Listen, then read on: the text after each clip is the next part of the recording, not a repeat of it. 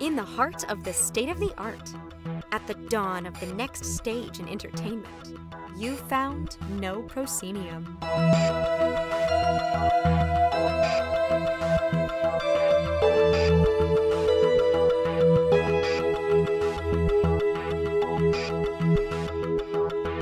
You have indeed found no proscenium, the voice of everything immersive. I'm your host, Noah Nelson, and welcome to episode 407. This week on the show, we're joined by Terry Pettigrew-Rolapp and Tommy Wallach, the owners of Hatch Escapes and the creators of Lab Rat here in Los Angeles, the boxed puzzle story experience Mother of Frankenstein, which you can order or find in, I think it's in Targets, and the long-anticipated The Ladder, also here in LA, and on the set of which we spoke with the pair. This is a thought-provoking conversation with two of the most detail-oriented and story-driven people in the escape game world. I think you're going to like it. I think you're going to be challenged by it. Much like I was challenged by the puzzles in Mother of Frankenstein. Before we get into it, a little housekeeping. It was a light week for publishing, with the shortened week here in the States and no material for the rundown, and also because of some stuff that I'll talk to you about after the interview. Yet, that doesn't stop us cold. Oh no, nothing stops us. Everything Immersive this week is currently ping-ponging around LinkedIn and will very likely be on Everything Immersive itself by the time you hear this. Although some of you will get to this faster than I get to that. You know who you are, Catherine. And we also fired up the September call sheet feature. That, and there's a whole lot of new events you can discover by searching Everything Immersive itself. Everythingimmersive.com is there for you to search and get ahead of the newsletter, get ahead of our socials. Use it. It's your ally. It's your friend. We made a website. So when you say like, hey, I want to do something this weekend, or like questions like, I'm going to be in New York in December. What's going on? Which people like send me via Facebook all the time. And I'm like, oh man, I built a website. Go to my website. That's what the website's for. Check that first and then come to me. It'll probably have the better answer than I do. All right. Now, remember, if you're producing an event, you can post to EI directly, okay? You can spin up a free account, create an organizer profile for your company, or if you're doing this for a bunch of companies, if you manage a bunch of them, if you're a PR person, you can do it that way. We built that way. And from there, when you put the post up and it gets approved, it'll be up for consideration for the newsletters and our social media feeds. Now, if you're a fan and there's something you found in the world that you can't find on EI, like, you know, there's this cool escape room by you, or like, oh, my favorite company is doing a show, or like, I listen to the podcast in Peoria and we finally have something this year, but like, you guys don't know about it. And then you search EI and like, yeah, they don't know about it. One, you can always go to the people who make the thing and say like, hey, you should go post on this thing, Everything Immersive, because I think it'll help people find, you know, there's this community. That is good. The other thing is you can always email us drop us a tip at pitches@noproscenium.com, and we'll forward it to our volunteer curator team. That email address is also how creators can request reviews. However, if you send us a press release into it, we will go tell you to post it on EI. One of the reasons why we have EI is because we get so many press releases that if all we did was process press releases like we used to, process press releases and put them on No Proscenium, if all we did was that, we would never do anything else. We would literally have no time to do anything else. So, everythingimmersive.com, it is your friend, it is your ally, it is your tool. And honestly, we should be doing more with it. So we're going to be doing more with it. All right. Now, none of this would be happening without our incredible Patreon backers. Truly incredible. This week, we have a few more who have answered our call. Emma Sheridan, Kelly, and Novi-san. I'm happy to announce that we have hit our first milestone on our current campaign to get up to 450 backers. As of this moment, we are at 426 backers, which means we're looking for 24 more backers at the $5 level to build in the sustainability we need as we meet the challenges of the current era. Challenges that are even tougher than what you'll find in Mother of Frankenstein. Look, I know a lot of you are already backers. You've gone to patreon.com/noproscenium and shown your support. You've linked your Patreon to the Discord and drop in from time to time to connect with other members of the community. The biggest help you can provide is helping us spread the word. Share Everything Immersive this week on LinkedIn. Drop the call sheet on Facebook. We got the call sheet up this week. Comment on our Instagram. Pretend to like us at prom. Wait, what?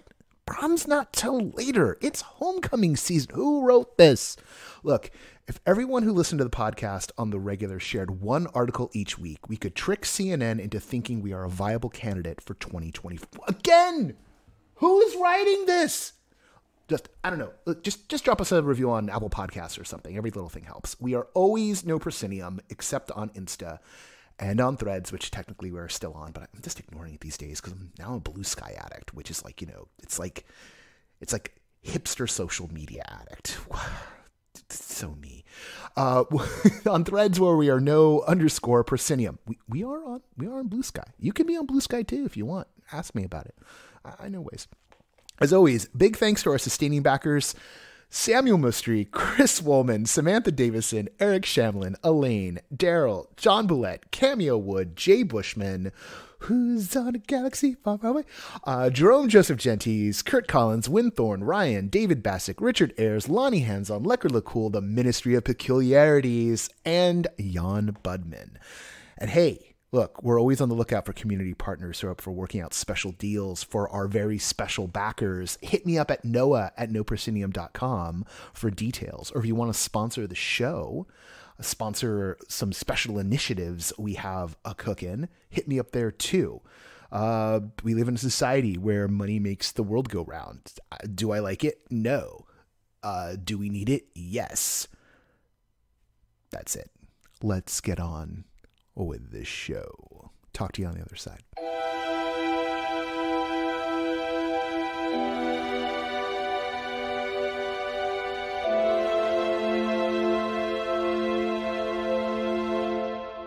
This week we are coming to you from Hatch Escapes in Los Angeles, where we are joined by Terry Pettigrew-Rolapp and Tommy Wallach, founders of the company and the creators of the award-winning Lab Rat, the recently published 3-volume immersive tabletop experience Mother of Frankenstein, and the long-anticipated game The Ladder, where we are currently sitting inside one of its stunning, fully armed and operational rooms. Terry, Tommy, thank you for talking with us on the deck of The Ladder while you're here in the home stretch of the build. Huge pleasure. Yes, thank you. I got to see you. Room Escape Artist was in town. They often do meetups here in your lobby, and I got to come through this space. Maybe 2 years ago now. Yeah.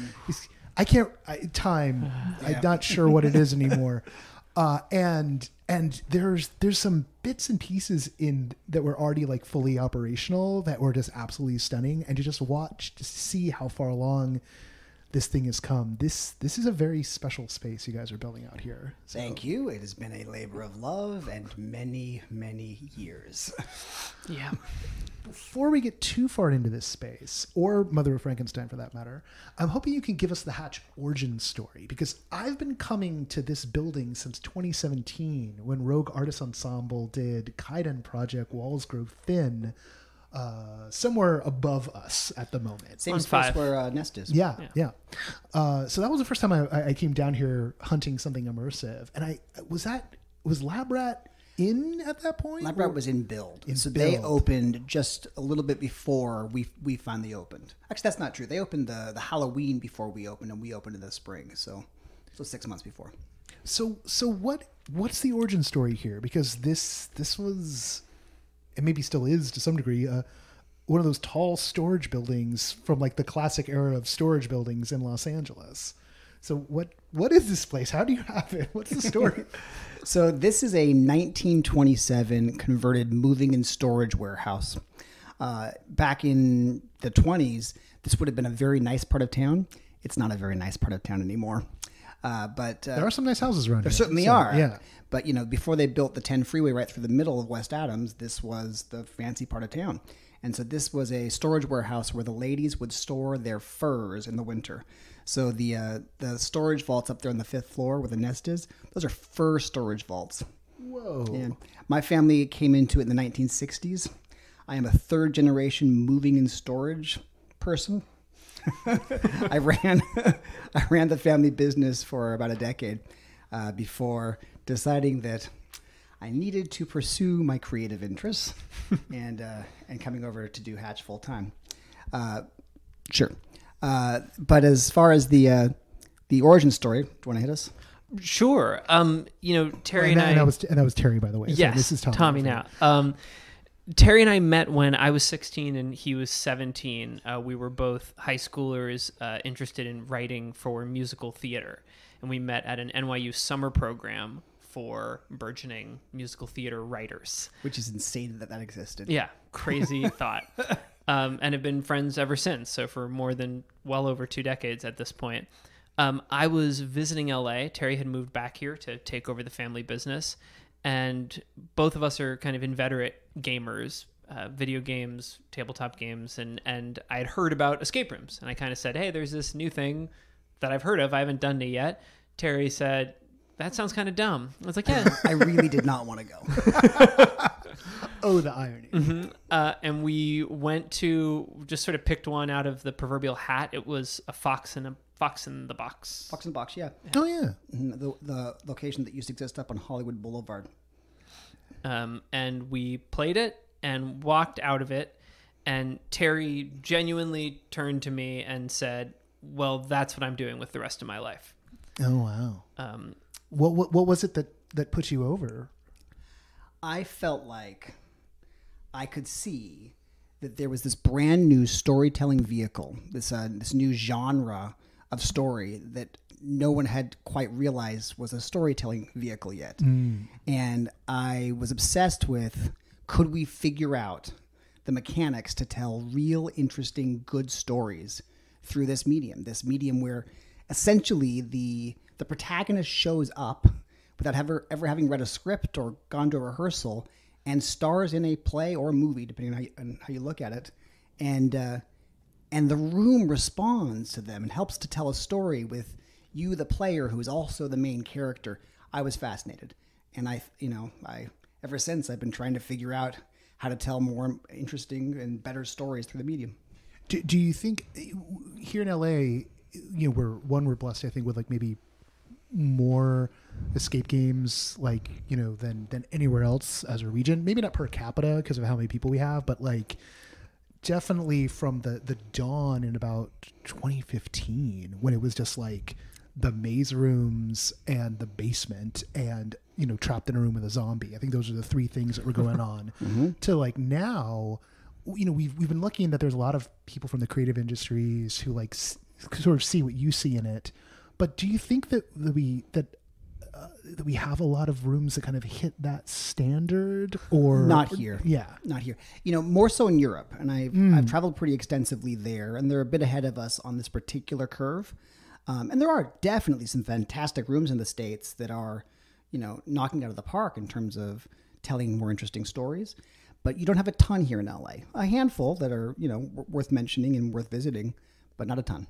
Yeah. Despite the fact that there are probably 200 escape room venues in Southern California, but the vast majority of them are doing essentially old school escape rooms, a setup, a theme, and then some puzzles loosely related to that theme, with some kind of you did it at the end, not a true story. Yeah, I'm glad you mentioned it as a storytelling medium because my next planned question is just to note that there's something cinematic about this space that we're in right now. And it feels like a set. I nearly called it a set, but it is, it is a room. And there's also something almost obsessively detailed about the elements in Mother of Frankenstein, like the actual physical elements that are inside the box.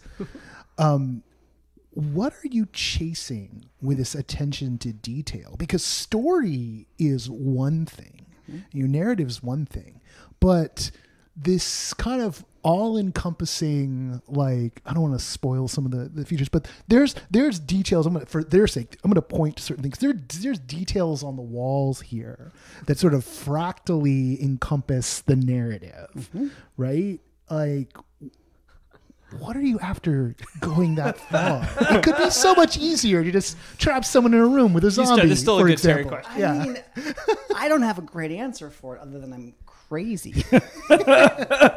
You know, it's so much worse than you know.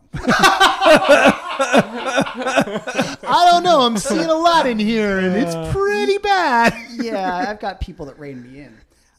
Tommy being one of them.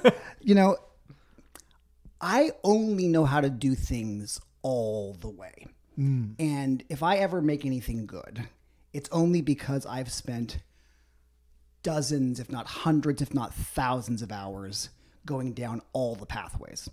I just, it's kind of the way that I work. So for example, you know, in this escape room, The Ladder, it takes place in a company over 5 decades. And we know exactly which employees are working in exactly which roles in every single decade. And we have, you know, charted out the entire floor plan of the building. And, you know, I think we build outward from that level of detail in order to create a space that feels lived in and real and vibrant. Just to clarify factually what Terry means there, in this game, you play one employee, and there are only 3 other characters that you interact with, 2 of whom work at the company. However, we have on our Google Drive the entire company directory of this company. So dozens and dozens of other people and the roles they have in the company and where their office is in a fully designed 3D building. Even though you are not moving through a fully designed 3D building, you're moving through a storage facility in Los Angeles. But we are aware of all of that because when you are aware of all of that, it informs some of the things you do. Yeah. So some of the puzzles we have, for example, are actually predicated on us knowing the full 3-dimensional layout of this fictional building in Omaha, Nebraska. There's a game of Guess Who in the next room over in the 1970s where you have the entire company directory in front of you with named characters. Those characters are also referenced in phone calls on the switchboard that you're seeing in this room. Individual employees are actually calling other individual employees and they say, "Hi, it's Rick working on the 3rd floor and I'm looking for..." It's that level. And again, in terms of the reason, even when I pull Terry back, because Terry is more hyperbolic in this regard than I am, I certainly agree with him that there is something that people understand is happening even if they couldn't name it. It's a part of immersion. I think it has to do with that. I think it has something to do with being a host and something also to do with the kind of experience we're trying to give people. And what I mean by that is when someone comes into an experience I've designed, I really want them to feel incredibly well taken care of. I want them to feel like I have taken care of every single detail for them so that they can let go and just be in the story.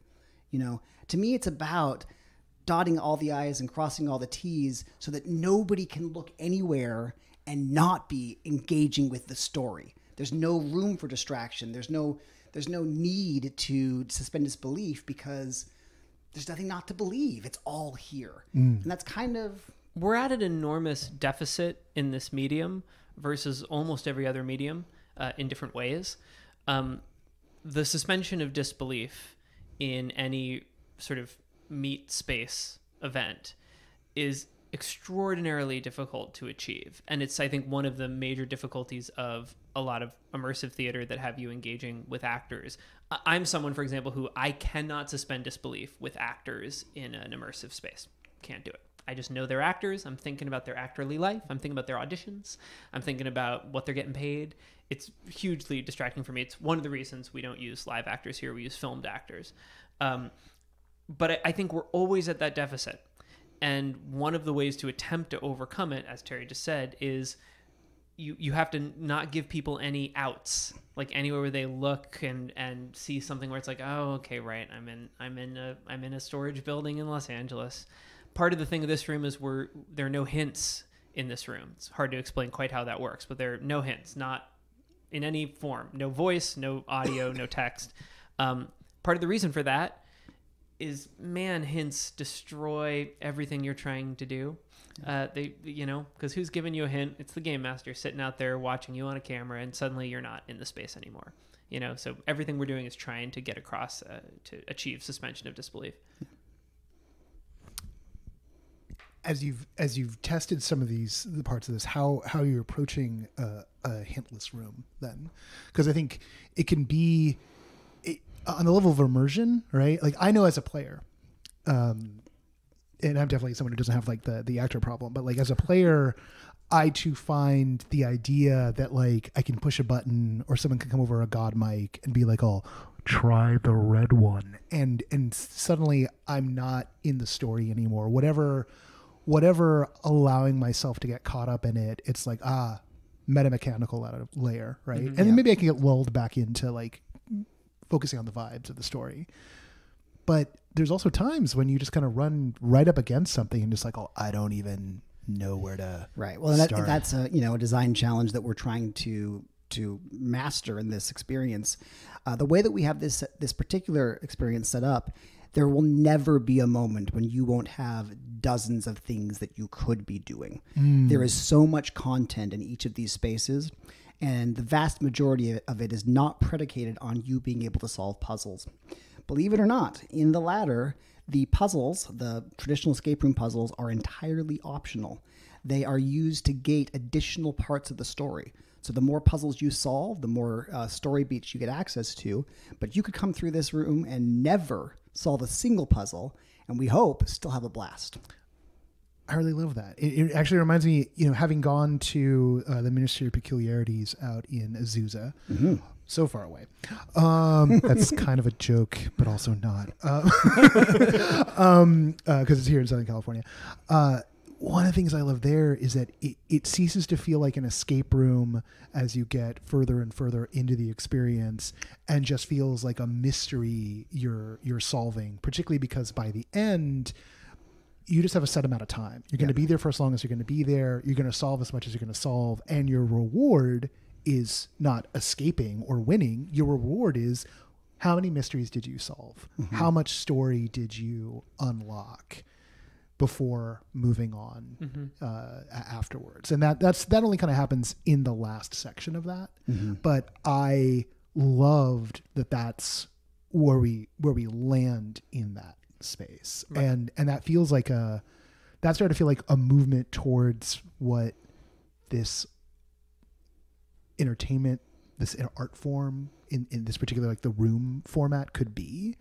And a year that essentially, it's not like you're trying to beat the room, it's that you're trying to learn things, or you're getting the story out of experiencing what's going on in it. Well, if you think about video games, and we think about video games a lot,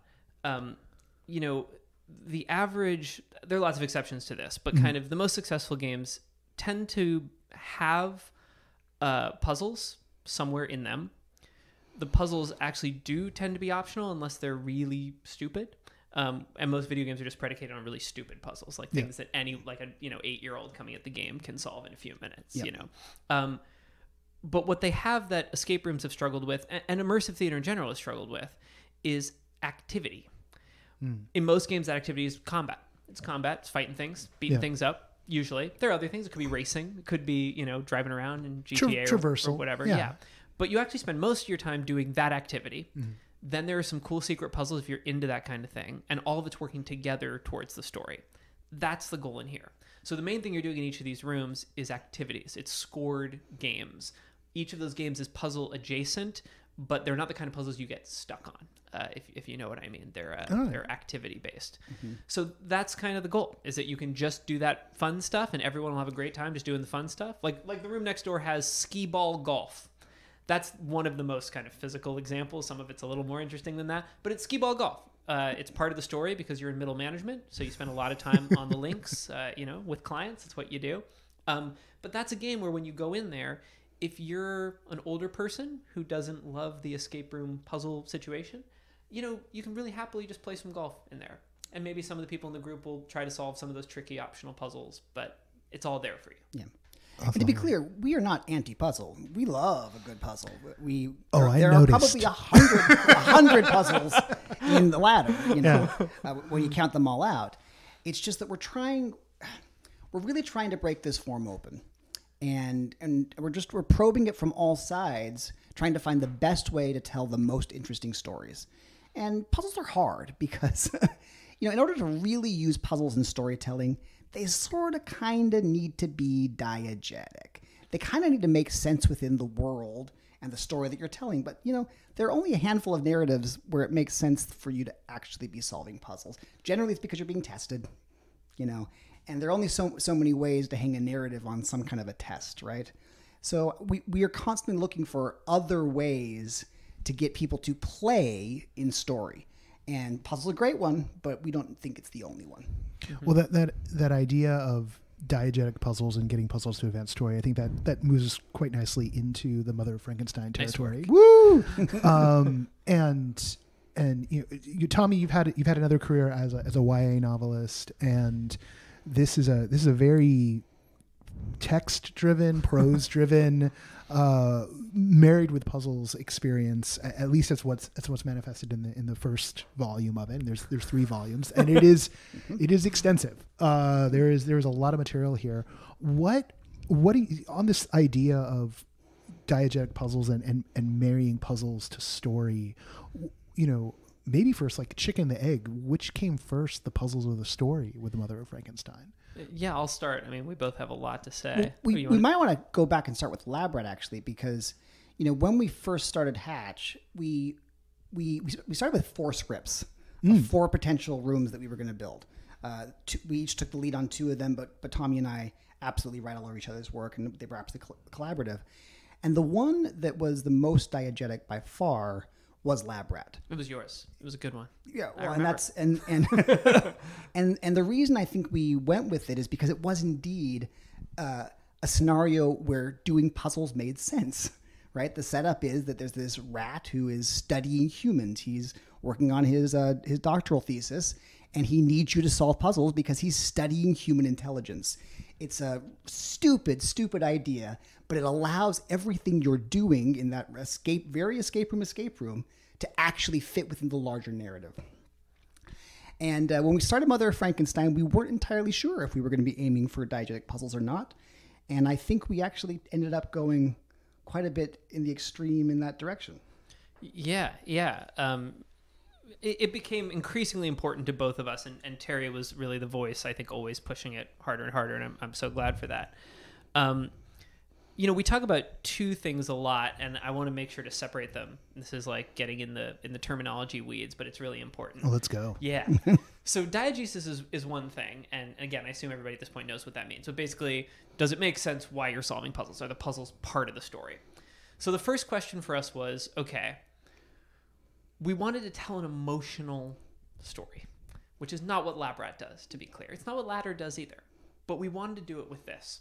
And so the question was, okay, what can we do to get this medium there that has basically never gotten there? I would say the only one you could maybe point to is Rita Orlov is doing some stuff like, I think Light in the Mist approaches some genuine like human emotion. But it's really, really hard. Most games do not attempt it because of how hard it is. Yeah, and in the escape space, one has to shout out The Man from Beyond, the Strange Bird production, which is a marvelous work of emotional honesty. Right. Yeah. And still potentially almost the only... Might be the only one. Room, in America, at least, that's doing it. There are a few ways we went about doing it. So using Mary Shelley, so using real people, which means that the player is already invested in the characters. You don't have to onboard them with some new person that they don't understand. So history helped. We came up with a diegetic conceit. In short, Mary Shelley created this game not for the player, because you can't create emotion with the player. The player is not part of the narrative. It makes very little sense. And every other game I know of has that problem. They try to make the player a logical person in the story. Tough. We didn't do that. You are just a human being who happened to get this thing. It was not ever intended for you. It's written from Mary Shelley to her son. who we call Florence. His name was actually also Percy Shelley, but that would have been confusing. Like his middle name was Florence. So she made this game for her son. And she put puzzles in there because she needs to tell him her whole life story, because there's a secret she wants to tell him. And a plot-based, but also very emotional thing that she could not bring herself to tell him while she was alive. So she left this behind. And the reason why there are puzzles is she's just taking him through her biography. But to make sure that he's paying attention, more or less, that he's getting what she's laying down, there's sort of check-ins. And the puzzles are check-ins. Like, are you following what happened to me? And she even goes out of her way at the beginning to say, you don't need to do these. You could just go to the end and read the ending. But as your mother, I'm asking you, please take your time with this. And what we started to discover, so in volume 1, it's very much that. But as the story progressed and as we moved into volume 2 and 3, we started to realize that there, not only would the puzzles serve as check-ins, as ways to mark your knowledge of what's going on in the story, they started to become the story itself. Like the action of solving a puzzle, we found ways to make that action of solving a puzzle the actual dramatic action of the story. And and that was the other terminology thing, at least I throw around a lot, which is ludonarrative consonance. People talk about the dissonance side of it a lot, if you know video games famously. Yeah. A lot of like, classic example is, say Grand Theft Auto 4, or I think it was 4, where your character's saying like, oh, I feel like I want to get out of this gangster life. I don't want to hurt anybody anymore. And you're constantly slamming your car around and just like massacring like tons and tons of people. So like the story is telling you one thing, the game is encouraging you to go in a completely different way.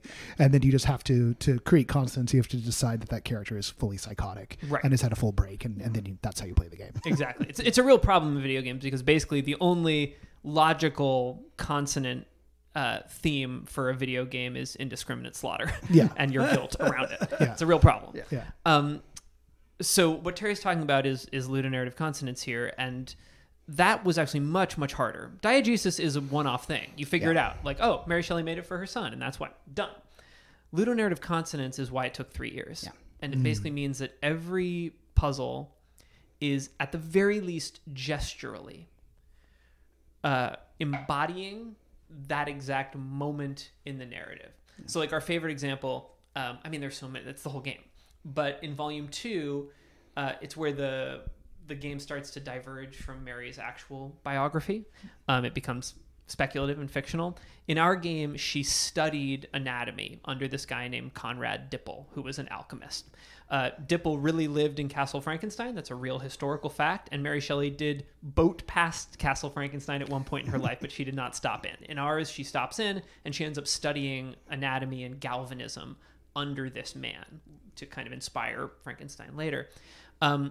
And there's a journal, a research journal. And I don't know, you want to describe that experience? So the research journal is the story of her trying to discover how to bring creatures back to life using electricity. And it is very much a scientific research journal in that she is experimenting. She's trying things. She doesn't really know where she's going, but she's got certain avenues that she's going to go down. And it's structured in such a way that as she is trying to figure stuff out, you are right alongside her figuring it out as well. So she has set you up and she's created the format that allows this to happen, but you are now doing the science that she would have been doing, right? And I think we're really proud of figuring out a way to do that. Yeah, it makes us laugh a little bit. During playtesting, we got the complaint sometimes where by the end of that sequence, the sort of final puzzle, it iterates, right? It's a single kind of iterating experience, which is meant to mimic scientific inquiry. And we did have people complain at the end, like, man, by the time that fifth puzzle came along, I was just like done with this. A genuine complaint. The thing is, for Terry and I, we laugh because that's exactly what we wanted people to feel. Yeah. Because we are trying to mimic the experience of scientific inquiry, which is repetitive and it requires real work. We wanted people to feel that they were doing real scientific work. Again, that's not for everybody, but that's the kind of thing, to your point, wasn't accidental. You know, it's a feature, not a bug. And the other thing about, trying to replicate scientific inquiry as a series of puzzles is, science is not a straight road. It's not linear. You have to try multiple avenues and develop various skills and learn certain things that work and certain things that don't. So by the time you do get to that final fifth puzzle where you're using all the things that you've learned so far, there are hundreds of ways you could solve it. And that delights me. That delights me that you're using, the things you've learned over that experience to come at it in a way that is entirely your own, much as any scientist would. Yeah, I mean, one of my favorite moments was, I think it was when Craig Mazin playtested. When someone playtested, they got to that final puzzle and they said it took them over an hour. And when Terry first gave that one to me, because that was really Terry's baby, I actually, do you remember this? I do. I wrote you and I said, it can't end like this. And he was like, what do you mean? And I was like, that took like 3 minutes and this is the finale of the journal. And it was only because I had it in my bones a little bit because we'd been working on it in some way, shape, or form for months. But I just organized my data like a scientist. And I'm not kidding about that. And it took like 5 minutes. Yeah. If you don't do that, it can take an hour. And that's fascinating. Yeah, it was really cool. I was like, oh, that means this is right. This is good. Interesting. I will cop to the fact that I haven't gotten that far, but now I'm like curious to see how long it'll take me, but also, because that's not just a tightrope. That feels like a razor blade to walk, though, because like you've got this, you're trying to make it the thing itself, right? And I feel there's nothing nobler than trying to make something the thing itself, right?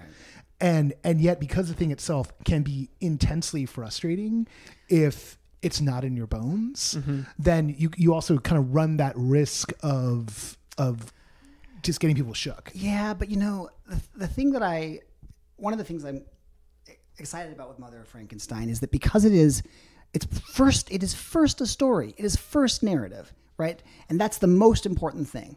And so if you are actively engaging with the story, if you're really in it with Mary, you're not going to be frustrated. More than that, we don't use the frickin' hints. Like if you're actually frustrated, that's what the hints are for, right?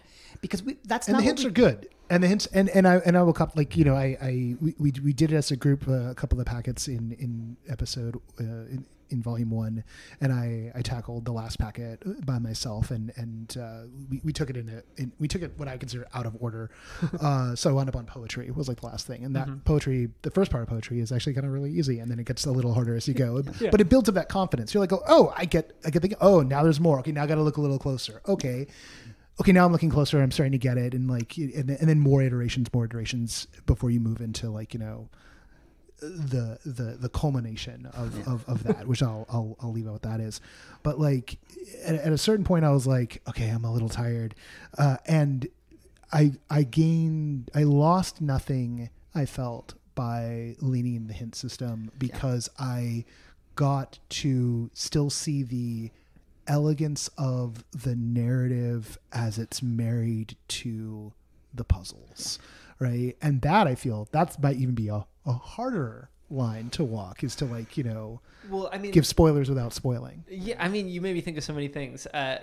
First of all, we tried to create a situation in which the hints are not diegetic, and we actually thought about making the hints like from Mary. But I do think we created a story in which using the hints is diegetic, which is to say, when you say something like every Indiana Jones movie, which is this object of great power has been hidden behind this childish light reflection puzzle. It's like, oh, that should not be cheatable because it's an object of great power. But with ours, because she just has something she wants to tell me, and she's saying, please do this thing I made for you, it isn't destroying the story for you to cheat. The puzzles are there to be solved. She wants them to be solved. Yeah. And something else that I just want to say off of that, my proudest kind of moment in this game is in volume 1, and everything in this game was a collaboration. But in volume 1, there are 16 love letters between Percy and Mary Shelley, and Terry and I worked very, very hard, and a lot of books and biographies were read to try to create, from a prose standpoint, something that would sound like Percy and Mary Shelley communicating with each other, and also the history of their courtship. Volume 1 is entirely factual, so there's nothing fictional there. And to create those 16 love letters was really hard. But beyond that, the 16 love letters are a puzzle, which you know at this point. They need to be put in chronological order, and they aren't dated. And the only way to do that is to read them incredibly closely. There's no cheat for that puzzle. And what's amazing is, when people came to this game in playtesting, there are a lot of people who don't want to read. Puzzle people, they're not there because they wanted to read. They're there because they wanted to solve puzzles. And you could see they would, when they first saw the 16 love letters, because you kind of can ignore them for the first 4 hours of Volume 1. They were like, oh my God, that's so much text. Thank God I don't have to read that. Like, it's fine. I guess it's just like backstory for the characters.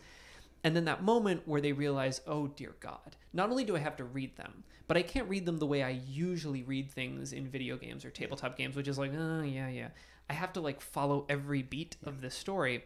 And what's crazy is even if they hated it, and there are people who hated it, by the end of going through those 16 love letters, they knew who Mary Shelley was, who Percy Shelley was, who Claire Clairmont was. They knew why these two people fell in love and found each other, what they fought about, what they agreed on. And they're so deeply engaged in the story, more so than they ever would have been otherwise, even if they didn't enjoy the experience of doing that work. And that was the goal there, and it's beautiful to see. Yeah. But in order to do that, in order to get people to read 16 letters, they better be damn good. You know what I mean? Oh, yeah. It better be good prose. If we're gonna ask our players, who these days can barely read a tweet, to engage with that amount of text, it had better be good. And I think that's another reason why it took 3 years to produce this thing, is that, this is written with all the care of an actual novel. And, here we have a professional writer. This is what we do. This is what we met writing. It's our first love, and so that it has to be good, because we're asking a lot of our players, so we have to reward them with something that's actually worth their time. And I want to make one more note about the hint system. I think what's particularly good and elegant about it is, like, right from the start, in each section, it's just like the first question that's answered is like, well, what am I supposed to do? So if you find yourself just like disoriented, and we would often use those just to like a little bit of like checking our work, right? It's like, oh, did we get this? Oh yeah, we're doing fine. We're doing fine, right? So you don't lose that sense of forward momentum. And the prose, what is great about those letters in particular is like you can really hear the characters' voices, and there's consistency across it, and it feels like you're snooping on people's stuff, and that comes across really cleanly, and that is a feat in and of itself. And maybe that goes back to what you asked about earlier about like the level of detail and things. Where do you think this question came from? It wasn't just the wallpaper in here. Because it's not just the text that we pour. Every pixel of those documents has been combed over 1,000 And he times. means pixel, by the way, because in order to make this feel diegetic, we needed it to be cursive, handwritten cursive. And like cursive is always hard for some people to read, but literally hours and hours going through every pixel of each letter to improve the fonts that we were using, because we had to use fonts. We couldn't afford to get somebody to do sort of each one, but those fonts were heavily messed with by Terry and our employee Will for weeks and weeks and weeks. Not to mention all of the the aging effects that we did, and a lot of the layouts. We are designers, and I work with I have a history as a graphic designer, and I work with a graphic designer, and we think a lot about layout and how information is presented on the page, and readability, and drawing the eye from place to place, and colors, and there is not a document that didn't have 100 hours in it by the time it was all said and done. Also, one other thing you made me think of, just to connect up, is the way that the first 2 volumes end. The third volume leads into kind of an epilogue, but all 3 volumes end with a knowledge-based revelation. And both Volume 1 and Volume 2 have a envelope that says conclusion, or what is it? Solution. Yeah, solution. And it says, open this when you know the answer to this question. And that journey, I'm writing a little book right now about the greatest video game ever made, which is Outer Wilds. And, that's the dream. The dream is that you are searching for knowledge because nothing else is convincing. You can't get a magical object at the end of a game like this. You can't get a superpower. You can get knowledge. That's something that the player can receive. And it's a powerful thing. I'm gonna take us in a totally different direction. Although maybe I can find some way to segue around around the concept of knowledge, which is you've been here now for a number of years, and your Hatch as an entity is not just making games and publishing and hosting, running, but you played the building. And you guys played host and landlord to The Nest above us for quite some time. And now you took over at the end of last year, beginning of this year, whenever it was exactly, operating that. I wonder if you could tell us a little bit about because we did a whole thing where we were like, oh, The Nest is going away, it's ending. And we did like a whole episode upstairs. And then like 3 weeks later, it was like, never mind. Tommy and Terry taking it over. Sorry. And I was like, okay, well, nice to know that. But like, why that decision? Why not why take that a little bit of a burden on operationally? Although you just could be like, why burden? When it could have just been like, get another tenant in, right? Move something else. Oh, because The Nest is so good. Correct answer. Yeah. So I mean, I'm such a fan of what they did up there, and I love, and it's very much. It's very much in the world of what we're trying to explore. Certainly, it's not an escape room, and my sister played it shortly after we took it over, and she came out of it saying, "That is the worst escape room I've ever done." And I looked at her and I said, "But it's not an escape room." And then we realized that we had to figure out ways to make that clear to our audience members that it's very different from a playing perspective than an escape room, but it is a wonderful story, well told. And I just wanted to see it go. More than that, I've always thought of this building and hoped this building would grow into not just a place where we do our escape rooms, but a campus where interesting people, where talented people are coming together to experiment with telling stories in a live space. And, The Nest is a prime example of that. And as you know, but maybe the listeners don't, we have several other collaborations that we have worked on and are working on that are similar. So, for example, we are collaborating right now with Escape My Room from New Orleans on a project up on the 6th floor called the Ick Society, and we're constantly looking at other potential collaborations or opportunities to host other storytellers who we respect, and see if we can get them into this space and really create a space where people come to play with this kind of storytelling. On the horizon is the space we're sitting in right now, and I think there's a little laughter, a little tension because like it's been here, it's been on the horizon for a hot minute, but this is the home stretch here, and I guess I think. There's people who've been like, because you crowdfunded the project. And so some folks have been like, waiting a while and the pandemic got in the way of everybody doing everything. But I think there's a lot of people who do not have any clue as to what it is you're building here. And we've talked a bit about the flow here, but give us the pitch on the latter, because we've talked about it as being not an escape game in the traditional sense of an escape game, of there being these activities you're playing, that there being a story.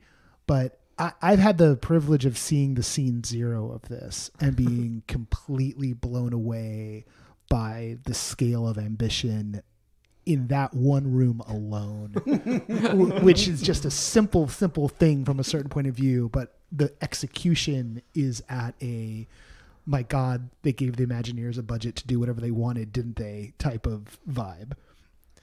I'll start. There's plenty to say. Thank you for that. That was very kind. It's true. It's true. I was in shock. I was like, what are they doing? This is man. insane. Yeah, it's crazy. There's a lot to say. The sort of starting point, I think, and it's not as if it's the most important thing, but it kind of clarifies a lot of what we're trying to do, is we kind of asked ourselves what a replayable escape room would look like. and we say this a lot, but from a financial perspective, it's not actually important to have a replayable escape room, which is to say that we don't have enough throughput in this industry such that you desperately need people to come back. But it matters for some other reasons, namely, how entertaining is the experience? Can it entertain 12 people can it actually entertain 12 people, or do 8 people mill around while 4 people do something? And I've never been in a room like that. And if you had an amazing experience and want to bring back your friends or that one person in particular that you think would just love it, now you can come back with that person and experience it anew. Exactly. So the solutions were many. We've talked about a couple of them. I'll mention more. So we wanted to have a story that didn't reveal itself fully on one trip. And that eventually led us to the thing we talked about, which is the classic escape room puzzles in here are optional. And in order to get the full experience, you have to solve all of them. There is actually a bonus space that you do not access unless you complete all of those quite difficult optional puzzles. So that's one thing. And countless story beats that happen along the way as you do complete those various optional.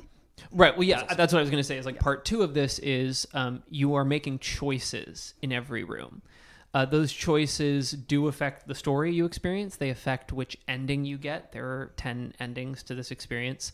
So that's part 2 is like taking a different path through the experience. And then the final one was there had to be so much content, and that content needed to be primarily not puzzles that you would want to come back. And the reason why is obvious. Solvable puzzles, once you know the solution, Right. you can just come and enter it. And what we want to say to people is like, that's even better, because once you know how to solve the puzzles, you can spend more of your time playing the scored games. And by the way, the ending you get and choices you make are gated behind how high your score is. And the more unethically you play the story, your score is bonused. And the more ethically you play the story, your score is penalized. So it's very difficult to play this game ethically and also have your company succeed while doing all the other things you need to do. You're going to need to come back, because this time I know all the puzzles. I can just put in the answer, and I'll spend my time getting as high a score as I can. So that's kind of where we started in that regard to create replayability. But I think also we wanted to continue experimenting with the kinds of stories that we can tell. You know, I mean, Lab Rat is a story, but it is a dumb story. Sure is. And I have to say, you know, the latter's not much more sophisticated, but it is more sophisticated in that there's certainly a lot more choice. There's certainly it contains a deeply branching narrative, and also, you know, it's hitting story beats very much the way that stories do, and that the vast majority of escape rooms do not, and even a lot of immersive theater doesn't really do, because it's hard to do. It's hard to do when you can't control the protagonist. That's exactly it. We have a bit of a debate going about actually how possible it even is to tell like sort of deep, meaningful stories in this format. Mother of Frankenstein, for example, we have 20,000 words of text. That's how you get people engaged. But in a room like this, in a 90-minute experience, right, and we imagine this game will be close to 90 minutes, you maybe have 12 minutes to just story people. The rest of the time they need to be playing. 12 minutes is not a lot of time to tell a story, particularly when it's branching and so different things can happen. So, you know, we're still on the fence about whether it's possible to tell like a deep, meaningful story. I would argue that The Nest achieves it by not quite telling a story. The Nest is an emotional tone poem on a theme, and I think it's incredible.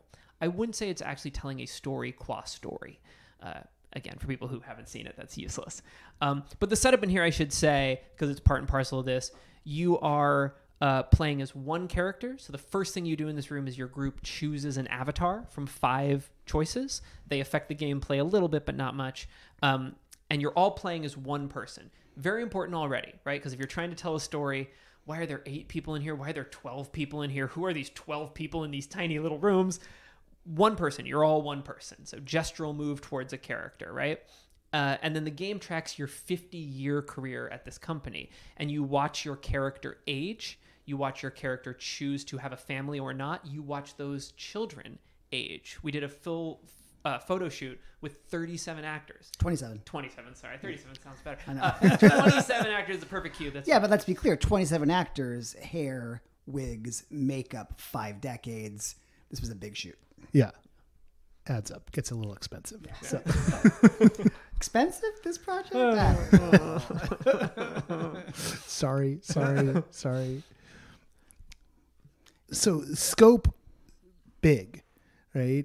And then this idea, I'm mulling over this idea of like, is it possible to tell a story in the form, or like, what does that mean, right? And like, because you'll see, you'll run around the folks who are at ILM Immersive, right? Formerly ILM X Lab. Mm-hmm. And so they like to talk in terms of story living, right? It's not storytelling, it's story living. You're living inside the story.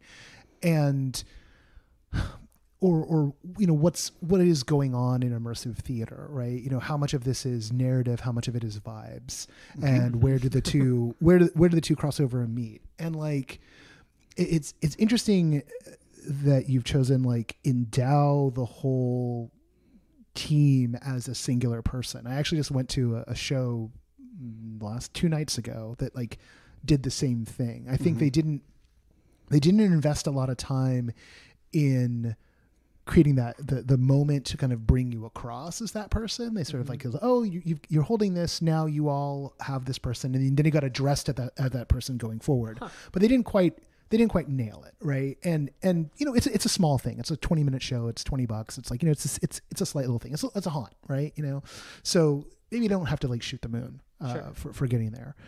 But that idea that we're going to endow either a single person or a group of people with an identity and then let them get vignettes from that person's life. I think that motion is into that idea of story living. And then the narrative that comes through is as much those kind of emergent narratives that you get, when people start talking about ludonarrative consonance and ludonarrative dissonance, right? We're often talking about emergent narrative, right? It's not the story, it's your story. And there are things that are happening, and there are other characters that have agency inside a world, and maybe they can run their plot or not. But the experiences you look back on and the tale you tell when you're done, that's what the story was. And there isn't a lot of, in some ways, there isn't a lot of control. Like you can build the sandbox, but not quite, nail the exact arc. I'm certainly fascinated by that. I mean, I feel like I'm a curmudgeon who hates everything, and I haven't been divisive yet in this interview. So weird. I feel like I should get divisive now. I'm skeptical of a lot of the moves of immersive theater. Separate from enjoying it, just to be clear. You can enjoy almost anything. But like, if you didn't know Sleep No More was based on Macbeth, the story you would get is a bunch of unhappy modern dancers are living in a hotel in Chelsea. That's the story of Sleep No More. Too many unhappy modern dancers in this building. And that's like the best thing. That's like the grandest, piece of design that's yet been made in that space. And I think the problem goes to what you said, which is stories are built around the protagonist, and you have no protagonist. Lab Rat and Ladder are predicated around the antagonist. That's who you're seeing all the time, because you're not seeing yourself. And we do the best job we can with it. But like Terry said, it's not an incredible job. It's not Faulkner. People aren't going to be moved by this experience. Emergent storytelling is fascinating, but it's kind of to me, it's a dangerous game to play, because I've had some really great stories come out of a night at Chipotle, but it doesn't make it great art. Like the good time you have, good on you. And I agree with you, by the way. I've had incredible times at immersive things. But like, it's a cop-out to kind of say like, come here and make your own incredible story occur with your being here. Like, for us, that's not quite the job. And if you talk about something like, and then I'll shut up, I promise. But if you talk about video games, it gets different, because they can put so much under the hood to make actual stories happen. We were just talking about how Baldur's Gate 3 is doing it right now. Yeah. And the way they did it is they scripted like 55,000 stories. So all the things you think you can do where you're feeling emergent and cool, they were just ready for you, straight up ready for you. They scripted it. Something like Dwarf Fortress or something that goes deeper is actually emergent storytelling through algorithmic work. Right. But man, it'd be hard to do that in real space. Well, and I mean, what Baldur's is trying to do is replicate the experience of having like, a really prepared DM. Totally. Yeah. But at the same time, it is that approach of like, oh, we're going to script every possibility that happens in the module, whereas a really good DM will just be like, you can't mimic it, can you? Yeah, we'll just like, oh yeah, okay, we'll go this way and not that way. And that's why when you start peppering in some of the LARP toolkit into a piece of immersive theater, it's like it gets a little more video gamey in that your run in a Speakeasy Society show or your run at Star Cruiser, right? There is a module. Right. There is a sequence of events that are going to occur no matter what, in a large part because you may be the protagonist of your story, but the non-player characters are also protagonists of their story. It gets a little bit more like life in that like there's multiple stories going on here and there's going to be conflicts at certain points. And in a LARP, the power balance is a little more on the side of the participants, and in a piece of theater, the power balance is more on the side of the performance. Just otherwise, you get absolute chaos. But it also means you can lift up to have a full set piece, right? Mm-hmm. You can have Kylo Ren and Rey doing special effects stuff because two members of the audience don't have to be the ones that have the climactic lightsaber fight, right? And by having there be this push pull between it, you're able to. It may not necessarily be high art, but then again, I'd argue that 99% of cultural production very fair doesn't reach up to high art, right? Yeah. For every Faulkner, we have the entire contents of AOE, right? Which is a lot of words, right? So, and that's just. Humans can't help but make culture. Like that's kind of what we do. I think that's the thing I'm getting most excited about this form as a whole is that it's another way of us communicating and making culture. I mean, I love that people are doing things like that, like Galactic Star Cruiser and those kind of lived environments and lived stories where you bring what you bring informs the story. I'm personally less interested in that from a professional standpoint, because I really want to see how we can tell traditional formal stories, the kinds of stories that have been around since Homer, etc., in this medium. I'm fascinated by that. And it's the kind of thing that I wake up in the middle of the night thinking about still. And that's really kind of where my mind is every day. Yeah. I mean, so part of the puzzle here is like, how do you endow the guest with the qualities of those characters? How do you get them to understand the ritual that they are enacting, right? You talk Homeric, and so there are certain things those characters do. Like, could you, without just handing someone a script, get them to take up and find themselves having done the motions? That's the question. And that realization. That's the question. Yeah. Right. And that's a really fun puzzle, right? I mean, it's the big one. It's the meta puzzle that I think kind of my career has become about. Yeah. And we're lucky that we come from the theater world, so we do have a lot of those theatrical tricks up our sleeves. Yeah. We know how to do a good sound and light cue. We know how to draw your attention. We know how to point you to things. We know how to create beats that are, that are comprehensible. You even know how an actor prepares to be in a role and the moment before and setting that up, right? Mm-hmm. Like there's a way in which you're directing by inference as opposed to direction, right? And that's always like the best directors always manage to like lead you where they need you to go and not to say like, oh, could you just say the line like this, right? But I think that comes back once again to that obsession over detail. It's because we're asking so much out of you. We're asking you to step in and really be here and really be the main character of this story. I feel like I need to create the most believable world possible. Well, and the activity thing I think plays into that.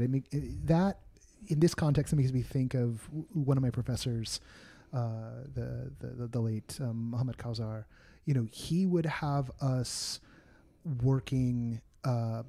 just replicating simple work things, right? Just like going through the motions of like you're washing clothing, you're washing dishes, you're doing this, like get this into the rhythm, like you're recreating those moments, getting into that level of detail as a way of finding a way to embody the character. It's like, because ultimately what you do, it is called acting, right? It is called acting, and you need to get them to act.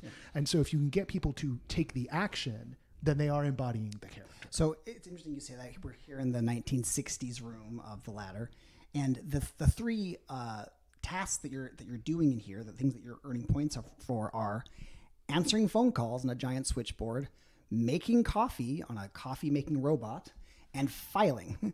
Obviously, we've gamified these and made them fun, but they're absolutely mimetic of what one would actually be doing in an office. Mm-hmm. And we're trying to make it that anything you're doing at any given moment is of the world, and kind of related to that. Yeah.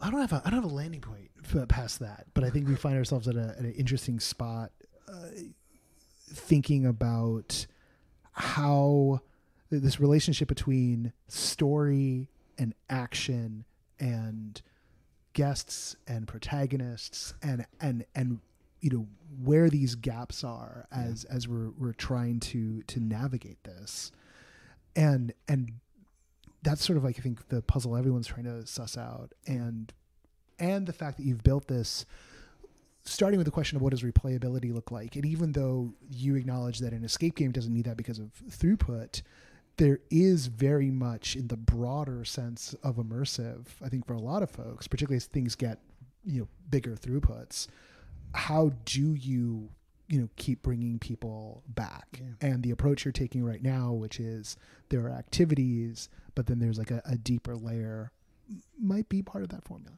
Yeah. Well, I mean, there's an artistic and a commercial question there, for what it's worth. And I think they're made fuzzy a lot of the time. In other words, I think that that sounds like we live in a capitalist society. I know. I think the commercial prerogative tends to lead the artistic prerogative in this regard. And so it's one of the reasons I wanted to say, like, the commercial prerogative for us did not require us to start thinking about replayability. Truly, it's just not a problem. Lab Rat is still mostly, it's not totally sold out, but it sells very, very well. We're 6 years out. I would assume the ladder is going to sell very well for a good long time. So it wasn't commercial. I think that a lot of the larger immersive shows, it is very, very, very much commercial. Yeah, it has to be. Yeah, and I think artistically, that's actually problematic overall, right? If a given work necessitates, and you sort of want it to necessitate, if people are coming back again, multiple visits to absorb whatever it's trying to throw out there, probably something was lacking. Or you do, we had dinner last night with Nick Moran of Phantom Peak. You do what he does, which is you re-script the entire thing every 3 months. Which is psychotic. Oof. Yeah. That crazy man. What a task. I'm gonna be having drinks with him tomorrow, and the thing I'm gonna ask, and we'll have asked by this point, is, okay, you've got a full cycle of a year, are you rearranging the deck chairs again? Because some of that starts to say, like, who do you think your audience is? And is it the people who've already come and now you've got to impress that audience again? Like, we can look to, Evermore Park and see that they were advancing that story week by week. Mm-hmm. They had carved out seasons, but, one of my friends went one time and he said, like, I couldn't follow what was going on. I turned to somebody and said, oh yeah, well, so last week, so-and-so did this, that, the other thing. And it was like, oh, so they were doing Ghost Town Alive, but weekly, as opposed to Ghost Town Alive, which does it yearly. Right. I mean, we didn't end up with, Aristotelian rules for nothing. Which isn't to say you can't break them. And of course, people are breaking them in incredible ways all the time. Yeah. But it wasn't an accident when you start to move away, right? So again, I'm going to be pretentious here, right? So the unities are what? Time, place, and people, maybe?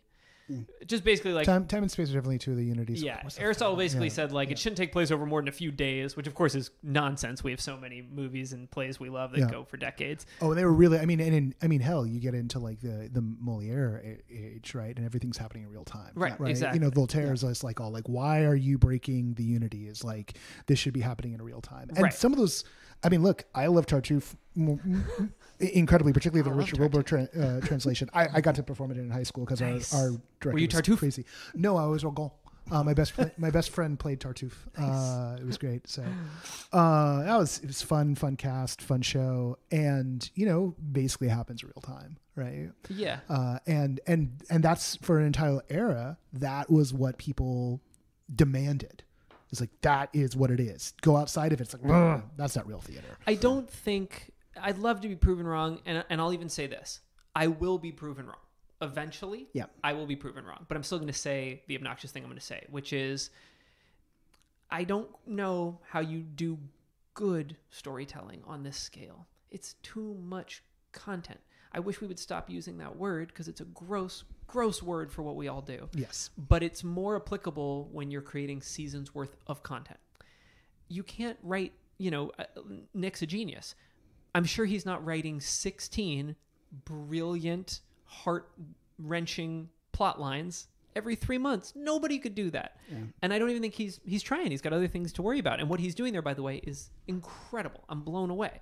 And like you said, there's only so much room for Faulkner. The rest of the time we need our things that just are a great time and keep us engaged and entertained. But I don't know how you tell incredible, powerful stories at that scale. I don't know. I don't know how you do it. Someone will do it eventually. Can't wait. Someone will do it eventually. Yeah. Gentlemen, thank you so much. It's a huge pleasure. This was very enjoyable. So. Absolutely. Thank you.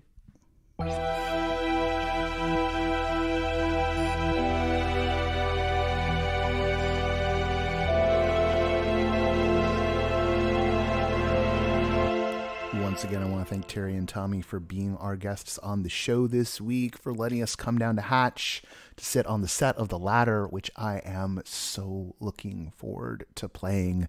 I know a lot of folks are looking forward to playing it, and it is closer than it's ever been. I mean, I guess technically the second you write a word on a blank sheet of paper, something's closer than it was to being completed than it was before. But this thing is really well on its way.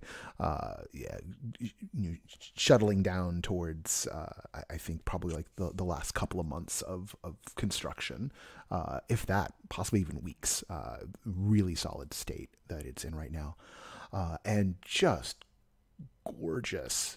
Absolutely gorgeous. There's some gags in there that I've already been privy to that I just wow.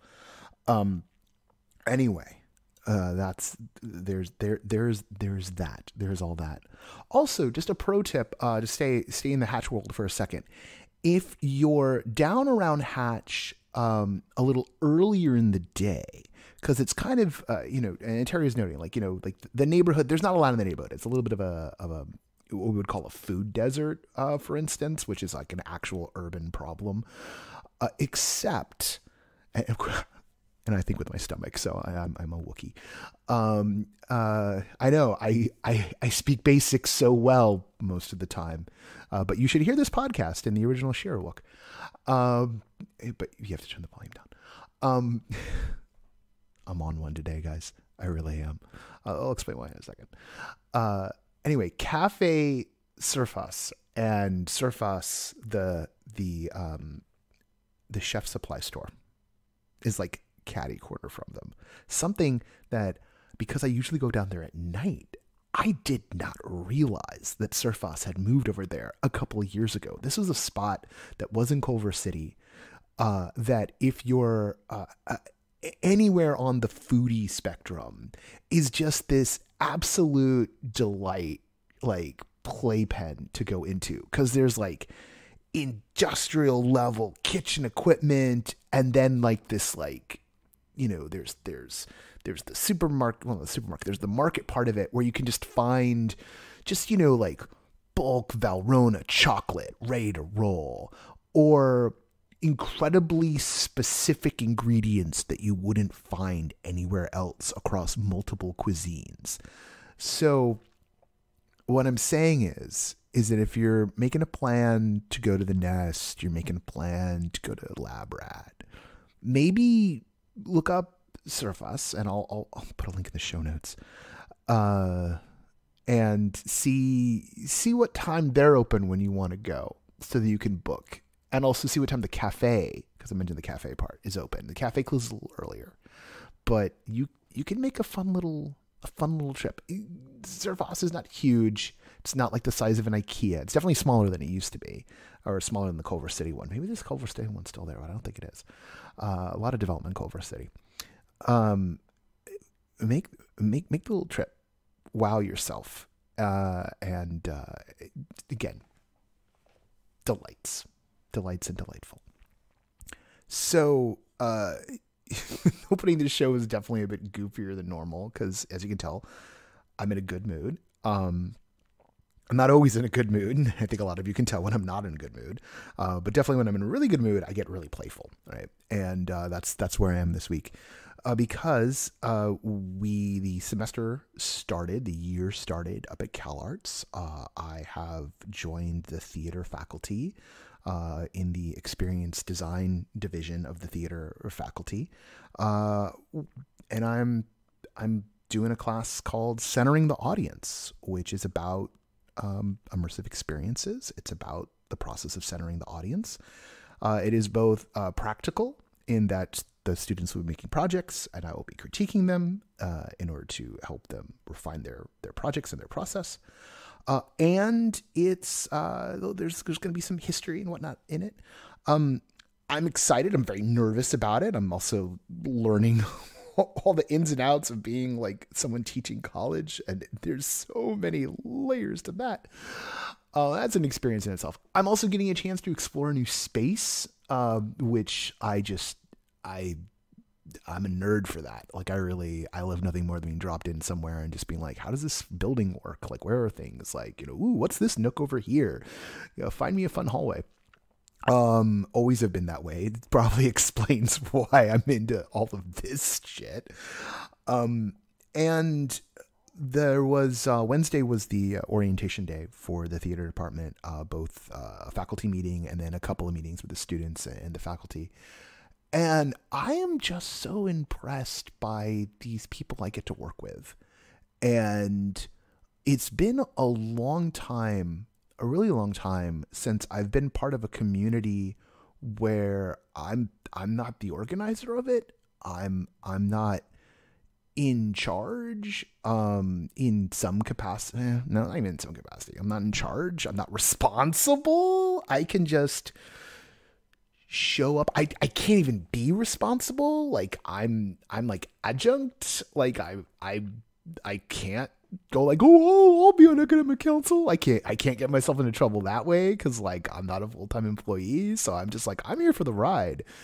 And I feel just, and also like you're on college students, so like their lives are beginning and their journeys are beginning, like the adventure is real.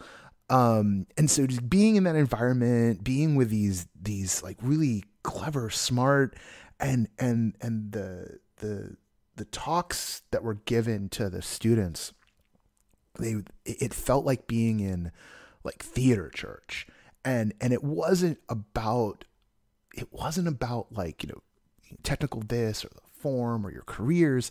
It was about the relation of the work to the world. And the call that theater artists have to have a role in the world and to operate with compassion and to meet the challenges we have culturally in the moment that we're in. And it just felt so incredible. And I feel inspired again. And I feel like really this is going to be I don't want to put too much onto it. One thing I posted on Blue Sky was just after the first day I was like, I now know why therapists have therapists and what's good about that, because I sort of feel something akin, right? Like I get to be part of something that's I mean, I'm already part of something that's bigger than me, but I get to be part of something else that's bigger than me, and it doesn't rely upon my sanity in quite the way that this sometimes relies upon my sanity. And after the last few years, these just incredibly hard years, to be somewhere where that is true, and to be somewhere where it's acknowledged the last few years are really incredibly hard. So don't be surprised if I don't get some more CalArts Tales out of this. Don't be surprised if I don't start dragging some colleagues on the show. Maybe even really soon. There's a eco festival that's happening on the campus in Valencia. There's some big domes being built on the soccer field right by the parking lot, and that's going to be running from September 15th through the 24th. And there's going to be some experiential work as part of that. That's exploring climate futures. And so definitely really, really interesting. And maybe I'll find a way to snag some of the folks involved. Do not take that to the bank, because let me tell you, everyone's really busy over there, and bureaucratic processes are bureaucratic processes. So this will be we'll probably get more CalArts Tales over the course of the semester, not out of school tales, as it were. I'm not going to come here and be like, oh, the administration today. No, you won't get any of that on here. I'd get in so much trouble if I did something like that. And also, it's right now, as of this moment, gloriously, I have none of those stories. I'm just having a really good experience, and I'm gonna keep doing that as long as I can. All right. There is so much happening this month. Spooky season's kicking off. I'm starting this new gig. We're securing the future as best as we can. I have been summoned to give a keynote talk. I get so embarrassed. I'm one of the keynote speakers at the Lucid Immersive Summit in Singapore. Melinda Lau works for Lucid Immersive, as put together along with her colleagues. Melinda Lau of Whisper Lodge, dear friend of the show. And put together a really incredible lineup. Vince Cadlebeck's going to be there. A couple of folks from Punch Drunk are going to be there. Someone from Team Lab. The folks from And So Forth in Singapore, which I'm really excited to get to go see. And so just this really, again, kind of bizarro world life where, I'm on the show, on the internet, I'm begging for change to make this all work. And then someone goes like, oh, hey, we're going to fly you out to the other part of the world. Come be with us. And I'm like, okay, yes. Which, if it wasn't for all of you supporting this, I wouldn't be able to get to say yes to that sort of stuff, because I'd be like, oh, I can't get out of my job at Target. Oh no, my barista shift won't let me out. I can't go to Singapore this week because it's pumpkin spice season. Not joking. You make this possible. And I'm very grateful for that. Being able to say yes to the CalArts job. Our society is really weird. I don't know how we got this far, y'all. I really don't. It doesn't make any sense to me anymore in so many ways. How is this working? Are we sure it's not prom? All right. Big shout out to everybody who is at Siobhan O'Loughlin's retreat this week. The Please Do Vibe. Shout outs to Ali. Shout outs to Roby and some other of the kids out in the Immersiverse who I recognize in Siobhan's Instagram videos. Hope you're all having a good time out there in New York. There's a chance. Hey, if any of you know any creators in Singapore, right? Or if any of you want to are creators and if getting to Singapore is not a hassle for you, it turns out as of like last night, I have like a comp or two. So I'll put the link in the show notes. I probably just opened up a can of worms. I'm not, and maybe if I did, I'll have to like figure out some way to do it, but I don't know. I just don't know. And this is also the people who listen all the way to the end of the Noah rant section, which is like now, what is this? Like 10, almost 15 minutes. Wow. Geez. Well, I know one thing. I won't have any problem coming with lectures for the class. Um, anyway, I got some comps, y'all. So, but like, I'll tell you this much. I will not give the comp to someone who is like, oh, I'm going to drop everything, to fly, across the planet, to go to this conference. You need to be closer to there, or you need to like already be doing stuff in Singapore. So I'd rather have you refer a friend who's over there or near there. 'Cause it ain't easy. It's long trip.